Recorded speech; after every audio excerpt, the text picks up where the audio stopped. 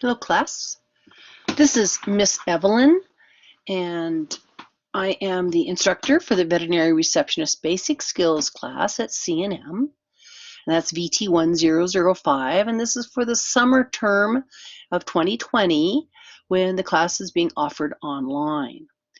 So I'm going to take you through our first terminology PowerPoint on the basic skills. I have happy faces of all kinds of pets and also large animals. This course will be focusing on terminology, especially in the large animal agricultural area.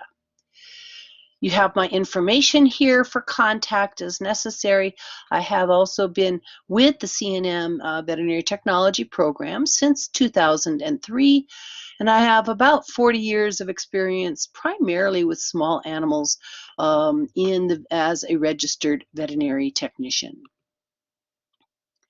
You've already had a view of the syllabus, but be sure and review it if you have not done so. Then the course will provide a foundation of receptionist and customer care skills and terminology to assist not only in a veterinary care facility, but also in other agricultural or animal science kind of related care, such as maybe grooming parlors, pet stores, feed stores, even a multi-source store such as maybe Tractor Supply, where there's an agricultural focus to their store. So you will be able to take your skills of customer care, receptionist work, and terminology and move it into many different areas. There is the required textbook and the veterinary receptionist. There is another series of the PowerPoints that will go along with that textbook, and an optional resource, and also which this is the resource for the variety of terms in this series of PowerPoints, is an illustrated guide to animal science terminology, and it does you can find that online by that title. Okay. This course, VT1005, is one of 4 courses that actually provides a veterinary receptionist certificate of achievement at C&M. You have the courses listed on this slide in front of you: Veterinary Receptionist Basic Skills, Introduction to the Veterinary Profession, Introduction to Psychology, and College Writing. So it is those 4 courses, 12 credit hours, make up actually the Veterinary Receptionist Certificate. This is not a comprehensive veterinary assistant or technology technician skill course. We do not bring you into contact actually with animals. We're not training you in the restraint of the animals, but we are covering very high customer care focus, professional and service-oriented care as necessary, and to really create value-added skills that you can have to serve an employer. We're not going to be looking at a specific cash register or other computerized financial systems, because many of those are facility specific, and as soon as we would incorporate those, they'll probably change. So it is not comprehensive to all of the skills necessary even as a veterinary assistant, and not comprehensive in all those specific facility skills. But hopefully it will be fun and rewarding and build those values in you. So the format for this course is you're going to be building a vocabulary of different terms that support that animal care field, and that is generally referred to as animal science terminology. This is a little bit different than medical terminology, although there are medical terms in this course that will especially be introduced in the second week or so. But this is more focused on the care, the husbandry, the agricultural care, how ranchers, farmers would deal with their animals, and the terminology with that, so that you can communicate well with the variety of clients that you will be interfacing with. And it is to build receptionist skills to provide excellent client care, as service is the main aspect, service profession in veterinary medicine and animal care. So with those skills, you will be practicing skills in a variety of online ways and have the terminology built into various class activities and assignments. And I like to have you consider that you're on a journey to become an animal customer care specialist. Many animal veterinary hospitals are using such a term, customer care specialists. It is gone beyond a receptionist to caring really for all of those different skills that are necessary to really focus on your customer who's bringing in the animal. As a foundation here for animal science terminology, there will be a variety of terms that are typed out in bold, and those are the kind of the focus points I like to see students gather from the PowerPoints. And then there will be a receptionist customer care introduction. And these are points that actually will be presented in this first week.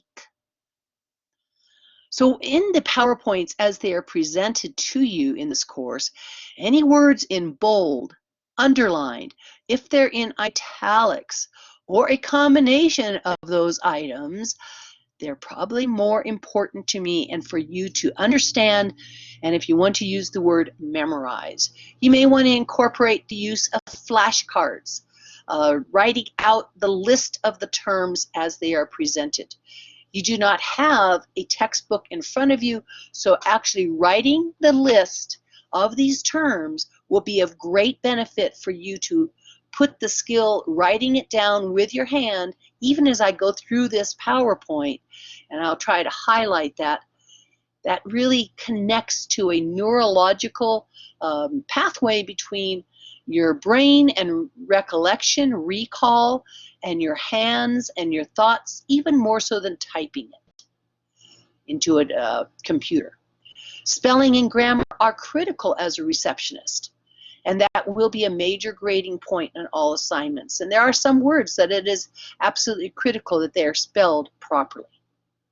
So let's go ahead and continue on. When you see this number 1 in the parentheses, that is actually more of my own internal guide that I am referencing chapter 1 in the text introduced on previous slide. So that just means that chapter number 1 and defining what is animal science. So here is your first bold term. There are about 58 through this 35 slide PowerPoint. Give or take, it might depend a little bit how you incorporate those bold terms, but animal science, you need to know this definition. This is the study of the biology and management of all domestic animals. Yes, there is science, animal science involved in zoo animal care, wildlife care, etc. But when we really talk about the definition of animal science, we're really talking about domesticated animals, our large animals, horses, cows, sheep, pigs, goats, and of course our small animals, dogs, cats, and all of the exotics, as we call them, our pet birds, rabbits, gerbils, tortoises, domesticated animals. And we'll come to that term in just a moment. So if you were to start a writing of a list, you would want to write down animal science, and the definition is study of the biology and management of all domestic animals. So when we think about domesticated animals, what are some of the benefits that we can get from animals? And there's 5 of them, and you should again list these as benefits from the animals. They are power, food, and fiber. And then of course our animals provide us companionship and being a source for recreational activities. So I'm going to give just a very brief idea of what power would be. Certainly having 2 mules in front of a wagon and pulling that wagon, they are giving power. Mule power in that case, horsepower. They're pulling something. Food, you could probably think of a benefit for an animal from food if you just think about eggs, milk, and hamburgers. Fiber, maybe a little bit more difficult to think about, but when we talk about fiber, we're talking about the hides that are made into such things as footballs, other leather products, or the wool or the fiber itself from llamas that are woven into items. So that's what we call about fiber. And then companionship. You should be able to be thinking about companionship just by hugging your dog, your cat, going out, caring for your horse, 4-H 4-H students watching over their cattle or their sheep. Those are companionship. Or your pet bird on your shoulder. Recreational activities, riding your horse, taking your dog to a dog park, maybe even participating with your cat at a cat show. So those are a variety of recreational activities that might be included. And all of these 5 are benefits from animals and could be a quiz question. So why is it important? So number 1, why is animal science important? It is why you are probably involved in this course, that you have a great interest in animals, and indeed, animal production is a multi-billion-dollar annual industry in our United States. Just caring for all of these animals, and it's not just the veterinary care, it is everything else involved in that industry. From the farmers that raise the hay to go out to the horses, to the veterinarians and the veterinary staff that provide the medical care, to the producers of leashes and halters and saddles. Don't they have a part of this multi-billion-dollar industry? And of course, all of the direct agricultural care of milk production, beef production for meat, the sheep, swine to become the pork that you pick up at your grocery store. So that is why animal science really is important. It's all these related management cares together. Also, when the textbook that I referenced was written, about 60% of all American families, or around 60 million households, included at least one companion animal. And I would, at this point, if we were alive in a class, I would be face to face with you. I would be saying, how many raise your hand and how many of you have a pet? And I'm going to bet that the majority of the students on board today have at least one pet, or a horse or a cow or something in that order. And I always like the picture of the cat looking through the fishbowl, but cats outnumber dogs as the most common household pet. And again, a lot of cat owners have more than one cat. So on with a couple other terms that you need to know. Again, looking at bold, underlined terms that are in italics or part of a definition in italics. Those are what I'm thinking are more important for you to hang on to. So as humans progressed from our primary hunting kind of lifestyle, being very nomadic, somewhere along the line, they changed to what's called an agrarian, A-G-R-A-R-I-A-N. You may want to say some of these terms with me. Agrarian. Pronunciation is very important as you would talk to clients, work in a veterinary office, work at a feed store, or talk to a rancher.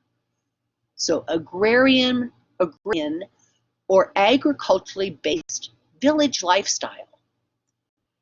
So the term agrarian meaning agriculturally based, where they started raising animals and of course produce of variety types.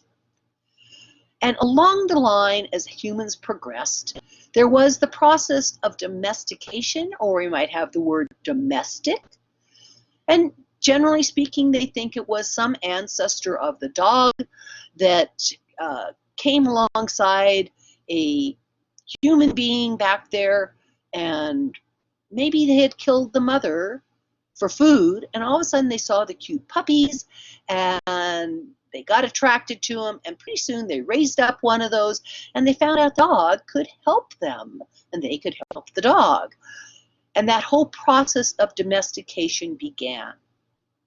So the definition of domestic or domesticated, so write this one down along with agrarian, is that it is an animal that has been bred over generations to benefit humans and to thrive in an environment of close human contact.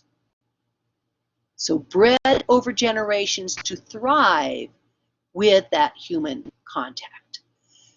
And it's really important in the veterinary care area to understand the difference between a domesticated animal and maybe one that's just tamed.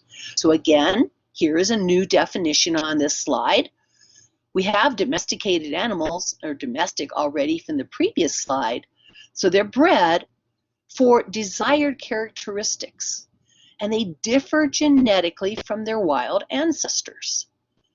The traits are consistent with domestication, and they're being passed on to their offspring. Where taming is really only a behavioral change. There is no real genetic change and so forth. This is going to be, the difference here is going to be expanded upon in the next couple slides. Tame animals, yes, might allow more human interaction, but the offspring will have the wild behavioral characteristics. This is really important to remember if you're handling a client that comes in and they say, I have my wolf hybrid, I got my tame wolf. Yes, it may actually be that wolf may be, of course, easier to handle than one that is just wild out on the prairie or in the woods, but it can always return to its original kind of wild state and really turn on you. Again, most domestic livestock were really originally multi-purpose animals, and we will be looking at a variety of species in the upcoming weeks, in the upcoming series on this with these terminology PowerPoints, and you will be noticing that a lot of the animals have multi-purposes. So what is the result of some domestication? That those animals are often more dependent on man. I have 3 ducks that were bred domesticated. They're not even in a fully enclosed on the top kennel area or cage area, but they don't fly out. Why? Because most of our domesticated poultry have almost lost either the ability to get off the ground and really fly, or the desire to do so. And my 3 ducks just hang out in their pen, and we even occasionally let them go in a little wider space, and they don't decide to take off with everybody else when it's migratory time. They like us. They like the easy food, and they depend on us. We also get eggs from them. So most of these domesticated animals really couldn't survive on their own in the wild. Again, most poultry, our chicken, our ducks, and so forth, yes, they have wings, and maybe they can get a little bit off the ground, but they really don't just take off like a robin or a sparrow or the wild ducks that you see fly overhead. Sheep, the domesticated sheep don't really shed their wool. We have to go in and get that wool as fiber because we're raising it for that fiber to turn it into a scarf or some other woven product. Cows would produce 20,000 pounds of milk per year. If that was a cow out on the wild, it would only have 1 calf, and the minute the calf started suckling off of it and weaning, its milk production would radically dry up and get nowhere near the amount of milk that we get, and we weigh the milk from dairy cattle in pounds. Would not get nearly what we get from the dairy production. Also, our domesticated poultry. They're bred, genetically bred, to give us a lot of eggs, maybe 250 eggs, where that same related species in the wild might only do 20. So these are the genetic changes that are reflected in our domesticated animals. The next two slides focus on two different terms that are important to start grappling with as you go into the study or the interest of the veterinary care and animal care field. And that is the difference between animal rights and animal welfare. So animal rights, by the definition in the textbook that I used, says that it is, and here is a bold term, you should write this definition down, because I will guarantee it will show up on a quiz or a test. This is the position that animals should not be exploited. A full animal rights individual tends to think that animals should not be used for food, clothing, entertainment, research, or any kind of product testing, and they actually believe that it's totally, really ethically, morally, inherently wrong to use animals for any type of human purpose. They would probably be usually against even breeding animals. They do not want to have a circus. They don't want a fair. They don't want any kind of a competition with animals, and they certainly don't want the research that all of our medications and many of our kind of products, surgical procedures, have been all developed generally out of the animal kingdom, or tested there, and we would be up a creek without a paddle if we did not have the animals to do that. So often there's sort of a political agenda influence behind this, and this position of animal rights can be sometimes problematic and may even in some terms harm animals, even though they're thinking that their actions are best. The other terminology here, so it's animal rights versus animal welfare. Again, understand this definition, write it out. This is the position that indeed animals should be treated humanely, includes proper sufficient housing, nutrition, disease prevention, any kind of treatment, that's the veterinary care, responsible care, proper handling, and when necessary, humane euthanasia or a humane process for slaughter. If you like your hamburgers, that is the only way you get your hamburger. If you like your chicken, that's what happens.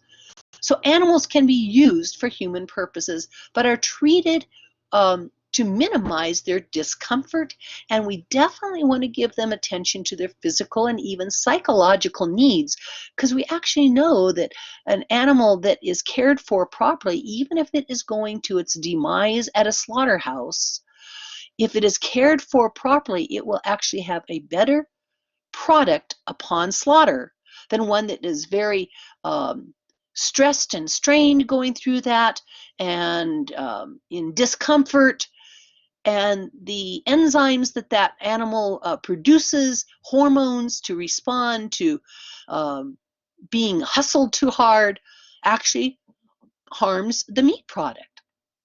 So we want to have humane treatment. This is the side that veterinary medicine and the AVMA, so understand that abbreviation. You will be having abbreviations in the next PowerPoint for the textbook and client care, but AVMA is American Veterinary Medical Association. You need to know that one. And this, again, animal welfare is the side that gives the comfort, the dignity, and respect to our animals. And this is where veterinary medicine fits in. A part of this is also what's called the Animal Welfare Act. Again, this is in bold. You need to know the abbreviation. It is called the AWA. And this is only one part of federal law that came in play probably in about the 1980s, and it is a federal law, so it's an act that regulates the care and treatment of animals. It specifically addresses animal research facilities, animal dealers, exhibitors, such as a circus, a fair even, and so forth, and all of the transportation of animals. It actually covers how many cattle can be in a cattle truck going off between locations, and how often does that truck need to stop in order to give the animals a rest. So this is the AWA, Animal Welfare Act.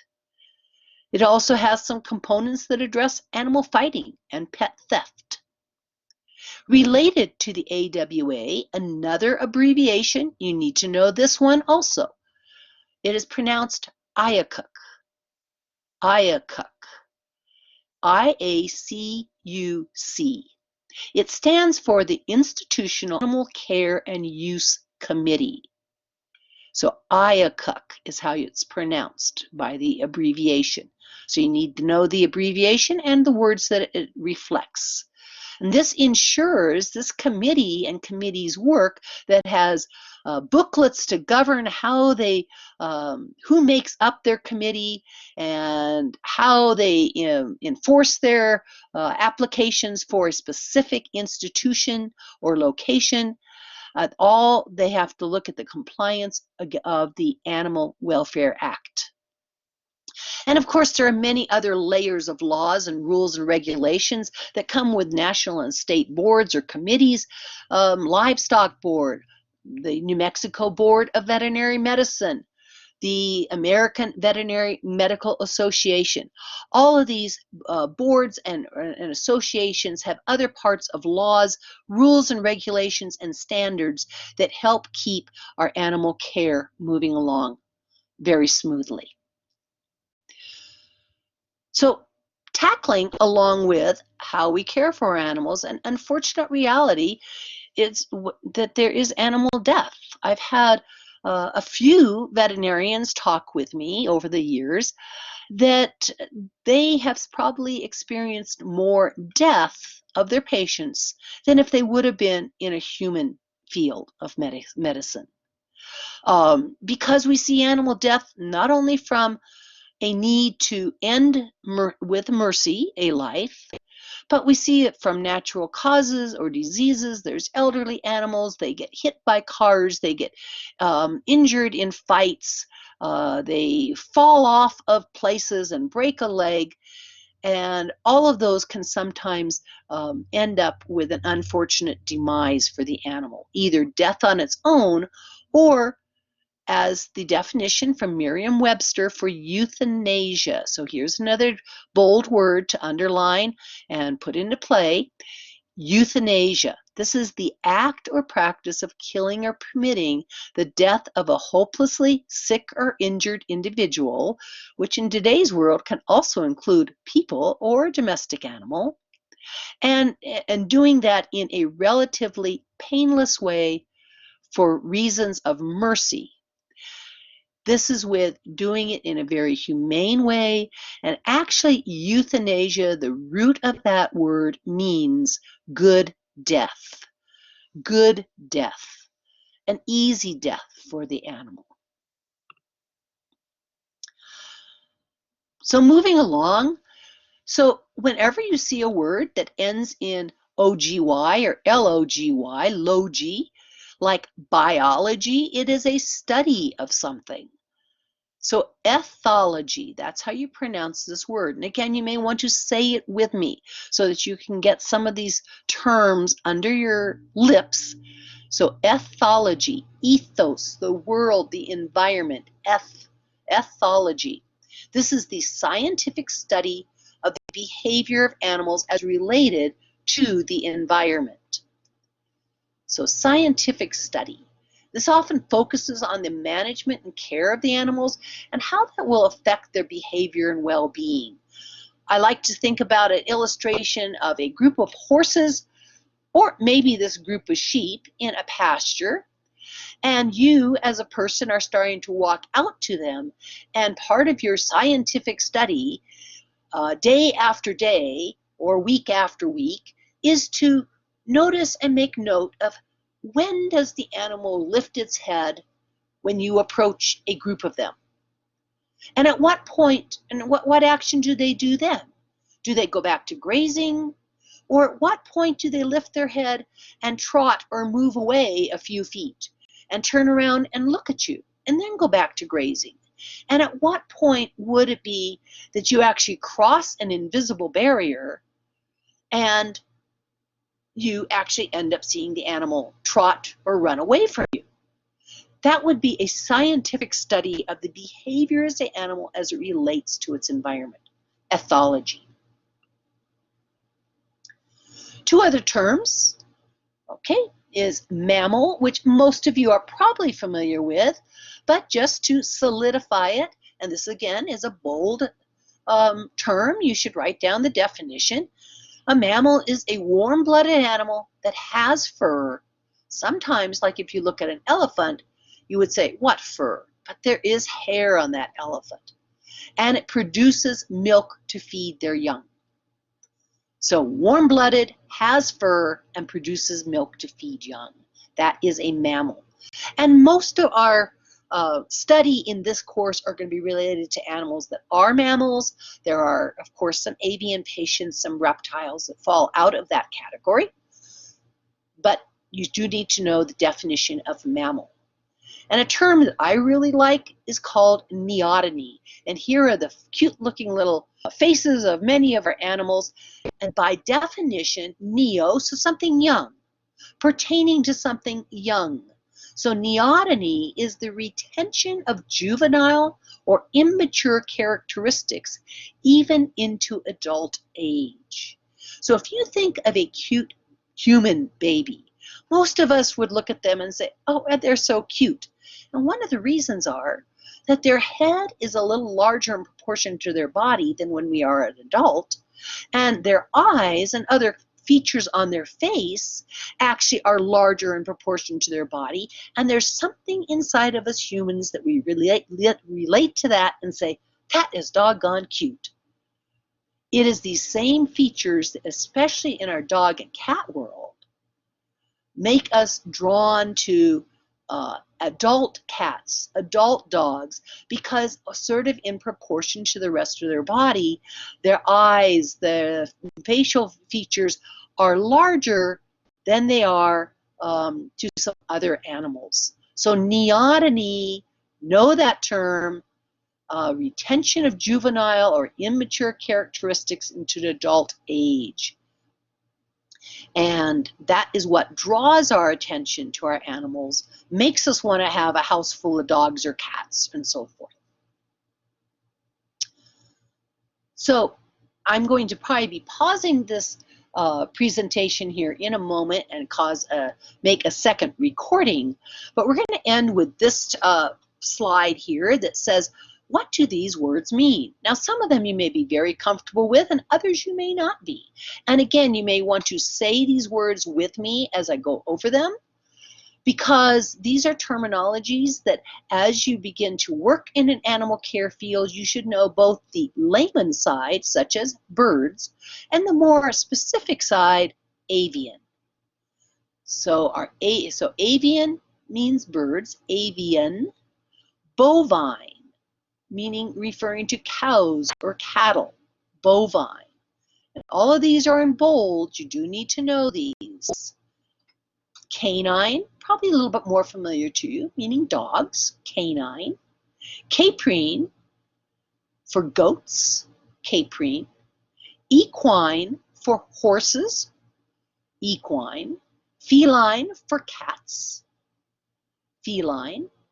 Ovine, for sheep, ovine, and porcine for pigs, porcine. The other four terms on this slide refer to kind of how we might term some groups of animals or their attitude, and also where the land that they graze on. So feral, F-E-R-A-L, meaning wild. And you might hear about a feral cat colony, cats that were domesticated, but they now live in the barn and you really can't get up to them. And if you're working as a receptionist and you hear somebody say, I have a feral cat, you do not want to put your hand into the cat cage with the feral cat without proper training. So feral, meaning wild. Flock, a general term for a group of birds, or maybe sheep. And some of these terms we kind of use for only one type of animal, and others might be used for others, and there are, of course, other terms. Herd, meaning group of animals, like a herd of cattle, herd of horses. We typically don't say a herd of sheep, though. We say a flock of sheep. So again, understanding some of these terms, if you were dealing with an owner or a client or a rancher that came in, it's important to be able to use the proper terminology. And then the term pasture, for land used for grazing animals, pasture. Again, I'm going to pause at this moment the recording and start a second recording for the continuation of part 1 terminology.